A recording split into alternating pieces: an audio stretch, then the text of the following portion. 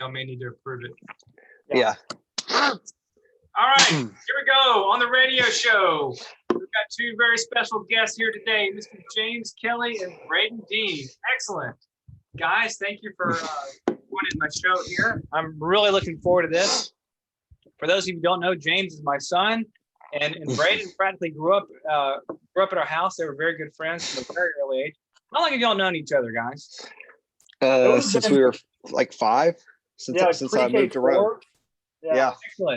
Excellent. Well, we're going to give everybody a look into the college education system this year in the land of COVID. So, hey, James, do you want to start us out? Tell us, you started out at the University of Tennessee. How'd it go up there? So Tennessee was it felt like they were very overboard with COVID. What happened, originally I planned on going to Tennessee. I went up there and they had no in-person classes. I was supposed to have 2 in-person classes, 2 non-in-person classes. However, the 2 in-person, one of them was actually every other Thursday and the other was every other Friday. So there were some times where I would get no in-person classes for an entire week. So that was one reason why I was awful. The second reason why I was awful is because they basically had no in-person anything unless it was intramural sports. And those intramural sports were going to start like halfway through the semester. So that was going to be awful. And then the Christian organization that I wanted to join was they were very nice people. Don't get me wrong. They were absolutely phenomenal people. But it was the way it was set up, it felt almost cult-like. And so it made me very uncomfortable to do it. It made me very uncomfortable showing up to it because they wanted to know like everything that happened. They wanted to know, they wanted to make sure that one of the rules that they had, not rules, one of the things that they really heavily pushed was only dating inside of their organization. And that just made me really uncomfortable. I wanted to be able to talk to whoever I wanted to talk to. But the main thing was that Tennessee just did not allow us to hang out. And the only way people were allowed to meet was through partying. And I'm not a big party person. I don't like partying. And so there was a span of, I think it was either 3 or 4 days where the only human interaction I had that wasn't with lunch ladies was a phone call from my at the time girlfriend and 2 phone calls from my mom over the span of 3 days. And that was awful. I mean, I was so depressed. I was so miserable there. I was so lonely. I had to get out of there. I really did. So my mom suggested to me, oh, what about Rollins? They haven't started class yet. What if you went there? I was like, no, there's no way. I mean, I thought about it, but no, I'm not going to do that. She's like, okay, well, what if we email? I said, Mom, they're not going to do that. But she sent an email anyway. It's like, hey, is there a spot open? And they're like, yeah, there's a spot open. I'm like, really? Are you sure? And they're like, yeah, we still have a spot open. I said, okay, well, what about scholarships? I said, yeah, we got scholarships. What about housing? I said, yeah, we got housing. So pretty much, I felt like it was God opening every single possible door that could possibly be opened and saying, come on, get moving here. What are you doing? And so, when all those doors are open, it would be stupid to say no. Oh, wow. So did you get scholarships at Rollins? I did. Yeah. Wow. I didn't know that part. Yeah, I did. Excellent. Very good. So how's your experience been at Rollins once you got there? How was it different? Rollins was absolutely fantastic. It was the same thing as Tennessee, where I was supposed to have 2 in person, 2 online. Except Rollins was actually 2 in person. It wasn't the crap that Tennessee tried to pull. Rollins was actually really good. The classes were super small, so the professors, I got a lot of one-on-one time with professors. All of my professors that I've had so far, I've had like 8 or 9 classes now. All of my professors that I've had, they all know me personally. They all know my name. I know all of them. One of my professors asked me to go on a trip with him to the Dominican Republic, but that got canceled. I was really looking forward to that. That'd been awesome. But they're just all the professors there are phenomenal people. Awesome. Awesome. Very good. So what about, didn't something happen up in Tennessee? Like they kicked everybody out of the dorm and said, we need this dorm for COVID victims or something like that? Yeah. So that was after I had left. But it was the day after that I officially withdrew from Tennessee. I got an email because I was still on their email list. I got an email saying that everyone in my dorm had to find a new apartment, had to find a new place and because they were going to use that apartment as a COVID dorm instead because they were having too many people catching COVID. So everybody in that dorm had to get kicked out. But the worst part was that Tennessee was not going to give them any help at all. They were just saying, you got to get out. Good luck finding a new apartment.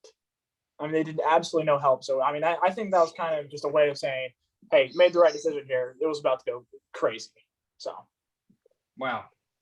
Okay. So crazy experience. You ended up at Rollins, had a much better experience at Rollins. Braden, how about you? How did it work out? Now, you went to the University of Georgia and you stayed. What was your experience like in the university? Yes. Yeah. So I COVID year. I kind of fought through I fought through kind of the COVID year.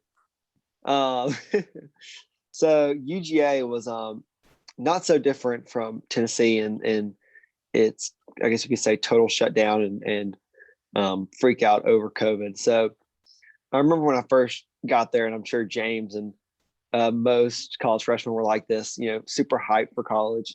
It was built up in high school. You're an adult now, you got responsibilities. It's going to be the best, 4 years of your life.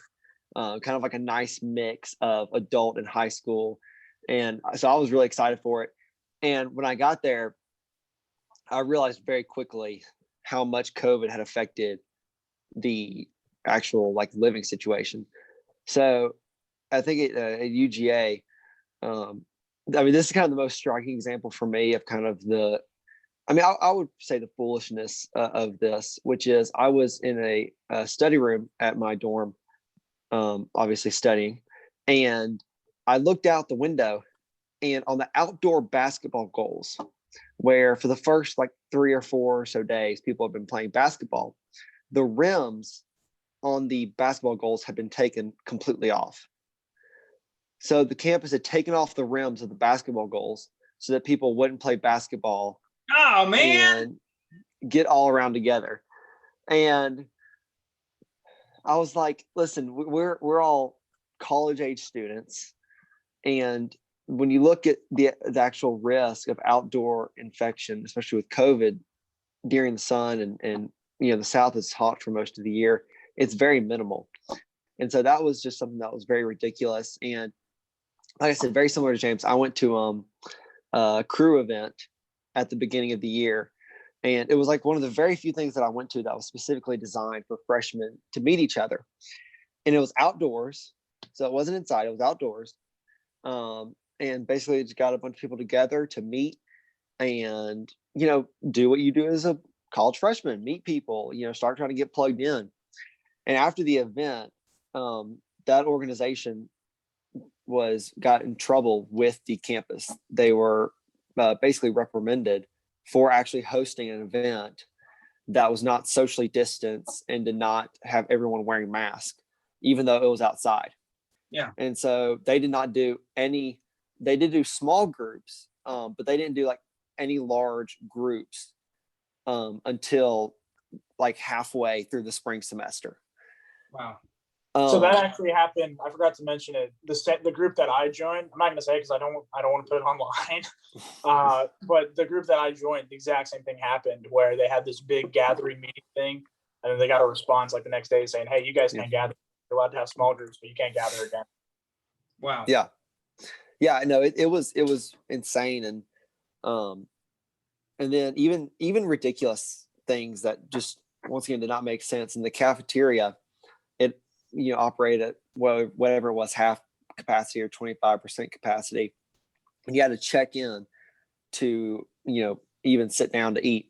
So typically what most people would do would just go in and get their food, and they had benches set up outside that you would just eat at. And I laugh because the second semester they opened up the cafeteria for full capacity so you could go in and sit down.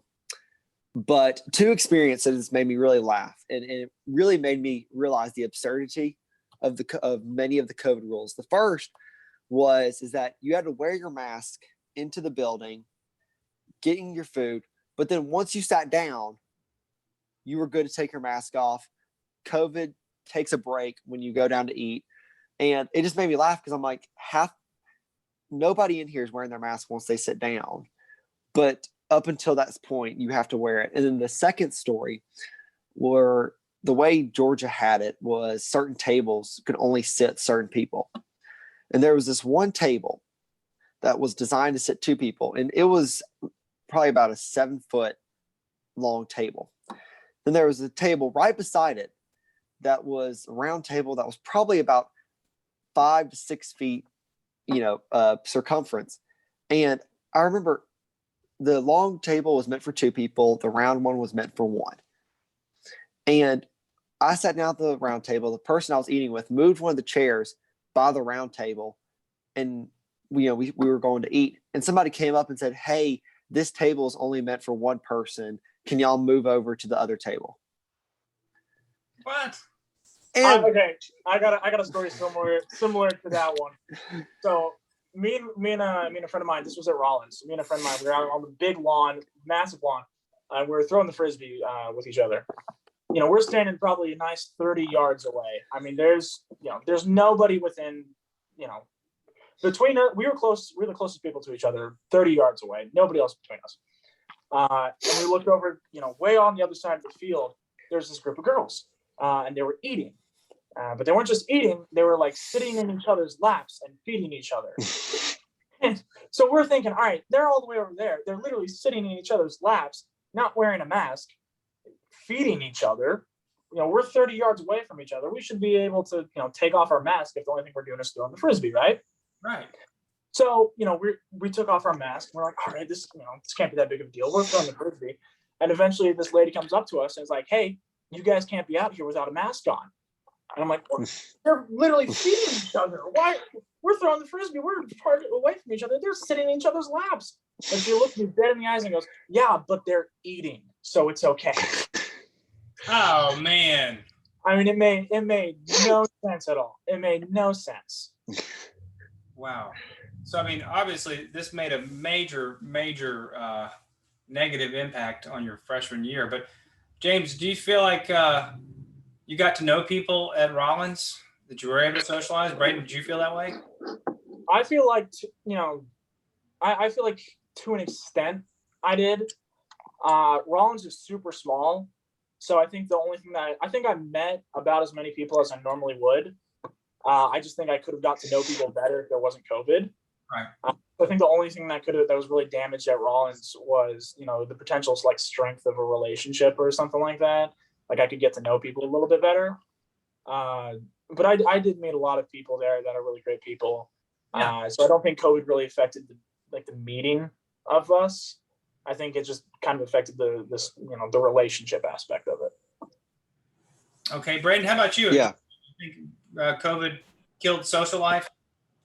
Yeah, I definitely hampered it in a couple of ways, and this is kind of where you get into the part of, we already live in such an isolated society, because especially, our peers, have cell phones, and now you have, AirPods and headphones, and people are already, and I mean, I'm guilty of this too. I try to make a conscious effort not to, but we're already so much on our phones that you don't really pay attention to the people around you. And so then when you cover up half of someone's face and now tell people, you have to stand or sit 6 feet apart from one another, it makes kind of the almost spontaneous relationship that I think some people get in college.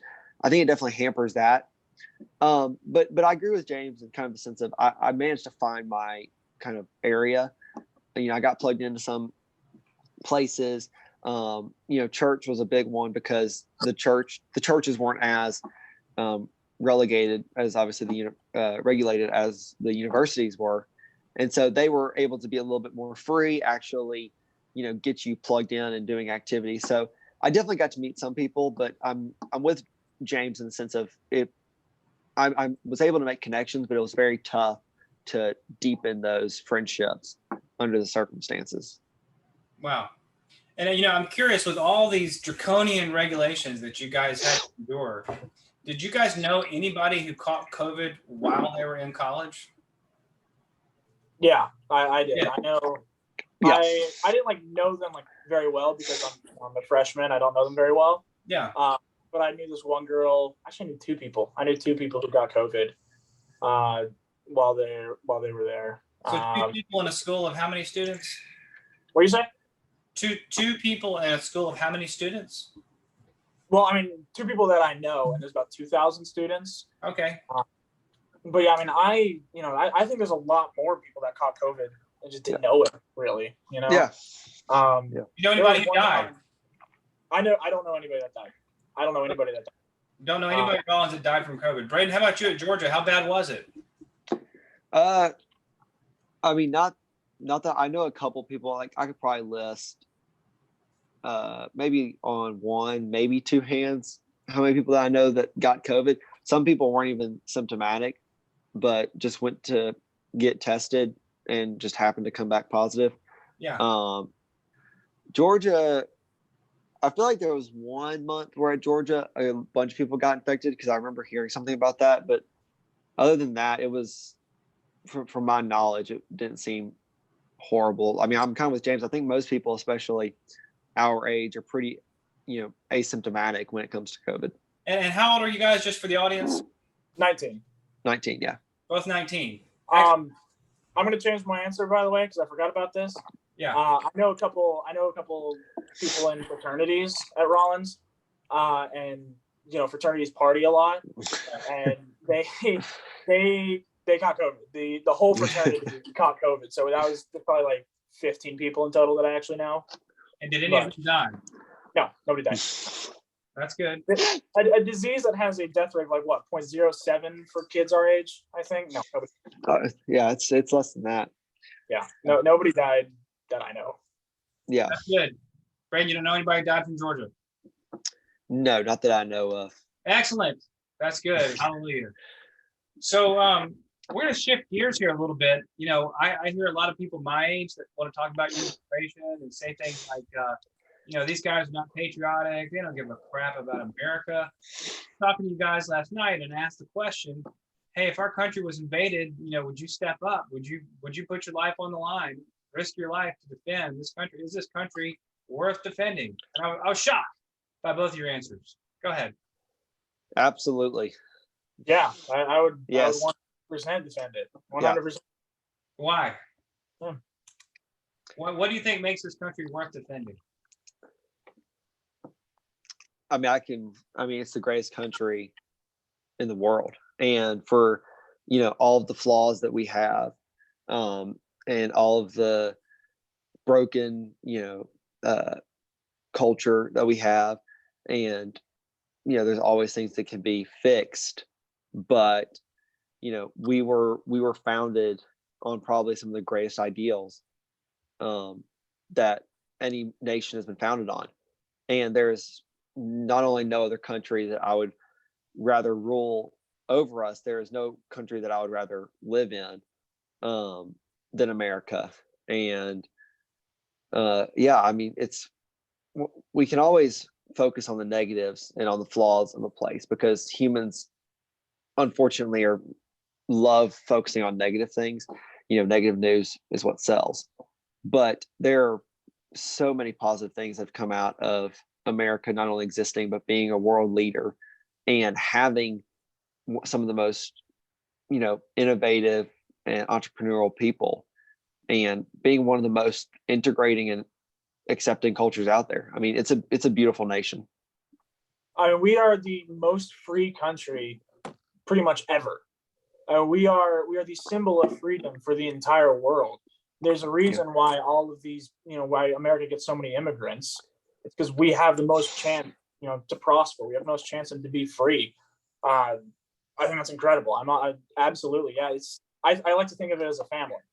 You can have your far right crazy uncle, you can have your far left crazy aunt, and they can bicker all the time. But if somebody attacks your family, you're still going to defend your family because they're your family. Yeah. So you have any far left aunts or uncles? I can't say that I do. I've grown up in a pretty far right family, Dad. That's funny. That's funny. Well, that's good. Okay, another topic I want to cover here. A lot of my friends say, man, this younger generation, they don't believe in God. They don't go to church. They just don't care about anything related to Christianity. What do you think about that? Is that true? Yes, 100%. It is true. Yeah. I mean, at least Braden, I don't know what you see at like Georgia. Yeah. But at Rollins, from what I see, I mean, we are, granted, we only have 2,000 students at Rollins, granted. Yeah. But I mean, it's our Christian organization. I joined crew at Rollins as well. And our Christian organization has a total of like 30 people. And of those 30 people, like 25 of them are women. So there's only, out of the entire campus, out of 2,000 students, 5 people are Christian, or at least, 5 people are willing to, show up to a Christian organization. Wow. Which, granted, we are online, so that could, or not, we're supposed to be online, so yeah, that could be a factor. But still, I mean, out of the entire campus, 5 guys are willing to show up. That's at least for guys, that says something. But even women, only 28 women out of 2,000 students. Actually, no, it'd be like 1,000. Out of 1,000 guys, 5 guys show up. Out of 1,000 women, 28 show up. That's still an incredibly small amount. Yeah. Yeah. Braden, what do you think? Yeah, no, I think there's certainly, I would say cause of, worry for our generation. And I think there's a lot of reasons for that. I mean, I'm kind of similar in the sense of, if you look at a lot of the statistics surrounding this, church, attendance is in decline. If you look at actual like adherence to classical biblical doctrine, that's also in decline. And I mean, this has been true for a couple of years. I remember listening to someone talk about this, and a lot of high school students, when they go to college, stop attending church once they actually arrive, because it's now their decision. So I do think that my generation is suffering from not only a less belief in God, but paired with that is a suffering of meaning and of purpose that I think very much is tied with that. I think when you either get rid of God entirely, or you just kind of make him an irrelevant figure in your life, you lose a sense of meaning that actually comes along with that. And you can see that in a lot of the anxiety and depression and suicide rates, among people from 18 to 25. And it's heartbreaking to see. And it's definitely something that the church needs to be aware of. And people like, me and James need to really try to reach out. I think a big issue of that is the stigma that's being associated with Christians nowadays. There's a lot of people out there that are really forcing the opinion that Christians hate gays. They absolutely despise gay people. They want gay people to die. They don't ever want to look at gay people. Women who get an abortion, Christians hate those women. People think that those women should die. And I think that's a really dangerous narrative to be pushing for Christians, because it's not true. I mean, the whole point of Christianity is that we're supposed to literally love everybody, even if we disagree with them. So it's, yeah. I think so. It's dangerous, I think. Yeah. And I think some of that. I'm curious, for both you guys, do y'all feel like you're involved in a local church now? At a college or at home or at college? At home, definitely. At college, I've kind of same reason. I made the mistake at college of going to one church and then staying at that one for a couple months, rather than trying to look around and kind of find my I guess you could say college home church. So I'm still, in terms of college, I'm still trying to find out exactly where I want to be. But at home, definitely. Well, what about local church? I mean, do you think local churches just suck for young people? Yeah, I do. Here at home, I'm not sure they have a college ministry. The church that I go to, I'm not sure they even have one. I mean, if they do, I've never heard of it. But I know all the people there, so I feel really plugged in at the one here. Yeah. And churches that I visited in college, first of all, I was really bad about going to church in college. I visited maybe 3 churches while I was there. Yeah. And while I was there, I mean, I wasn't really, in the church's defense, I did not really reach out that well. I kind of just showed up. Yeah. I probably should have reached out a little bit, but I didn't hear about any college ministries. I didn't hear about anything like that, which is really weird because Orlando, which is where Rollins is at, has UCF, which is the biggest college in the world, I think. So, yeah, I think there's a lot of problems with college students kind of going away from the faith, and I think a lot of it does start in high school and middle school.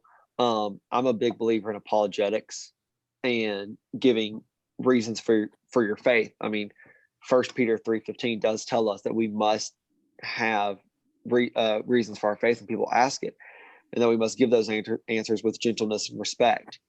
And I think a lot of the problem with the church right now is that when kids are in high school and middle school, we don't let them make their faith their own, and we don't let them grow in that faith. We keep it at kind of a certain level of, go to church, try to read your Bible a week. And I think, well, if we let people ask tough questions, because, middle schoolers and high school, if you let them, they'll ask tough questions. If you let them ask those tough questions and try to help find the answers with them and let them look for it too, I think that will actually aid in this problem of lack of college students and high school students and every younger generation becoming more and more godless. Yeah. Wow. I think that our main problem is that our generation is the most apathetic generation the world has ever seen. I mean, we have so much social media that we were born 9/11 babies. So the first thing we knew was 9/11. We grew up in Afghan war. We grew up with social media, so we're constantly seeing these awful, terrible things on social media that we're just so accustomed to it now that we're apathetic about pretty much everything. So I think when people say, at least with my friends that I talk to, Mm-hmm. One of the main reasons why they're not Christians is because they just don't care. They're just like, Yeah. I don't know, I don't really care about being a Christian. I don't really want to. And then, you can talk to them and they say, yeah, I guess I'm agnostic. I don't care. I don't really care about thinking about that stuff. I'd rather think about other stuff. We got about 4 minutes left here. Real quick, I want to ask one last question. Is there, for seniors in high school, people who are considering about going to college this fall, okay, if you could, go back and advise yourself and say something to yourself, I wish I had known, I wish somebody had said to me, fill in the blank. What do you think? What would you say to seniors that are getting ready to become freshmen this year? I suppose the one thing that I would say is that, I mean, I guess kind of two things together. One would be, don't overhype yourself. I guess that would be the word. College is going to be a good experience, and I'm looking forward to kind of experiencing it in a normal year. But it's a stage of life, and it's going to be fun. There's going to be exciting parts, and there's going to be parts that you don't like as much. In all aspects of life. So I would just say, keep it realistic. There's going to be fun. You are going to meet a lot of new people. You also are going to have to study. And also self-motivation is going to be huge when you get to college, because you're not going to have mom and dad asking you about assignments. Teachers aren't going to be reminding you every day. Probably just those two things. I would say two things. The first thing is reach out before you get there, because I just expected Tennessee to just have, things and places and meetings for people to meet people, which they didn't have, which I was told that's unusual and most colleges have something like that. Yeah. But Tennessee just didn't. So I would say, even if your college is expecting to have something like that, reach out, get to know people before you get there. Email heads of organizations that you're interested in, get more information, get as much information as you possibly can before you get there, because you don't want to feel like you're lost when you get there, because you're going to already feel lost. You're going to feel lonely. You're going to feel very confused. So you need as many people as you can around you. For the record, did your dad give you emails or phone numbers of anybody beforehand? Yes, you did. That? Yes. Unbelievable! Yes, Unbelievable! Yes, you did. Oh, all right. man. Fair enough. All right, fine. I think it's great advice. Definitely reach out to people before you get there. Get the groundwork. Braden, would you say, don't settle on just one church, go visit a whole bunch until you really feel like you got your home, until you found your home? I hate when you guys had a weird freshman year because of COVID, but I'm excited to see what this year is going to be like for y'all, because finally getting back to normal, full seating in the football stadiums. Yeah. Well, let me just go ahead and wrap it up here. Hey, I appreciate you guys coming on the show. My son, James Kelly, our good friend, Braden Dean. Thank you so much, guys. I appreciate you. Y'all have a good one. Thanks for having me.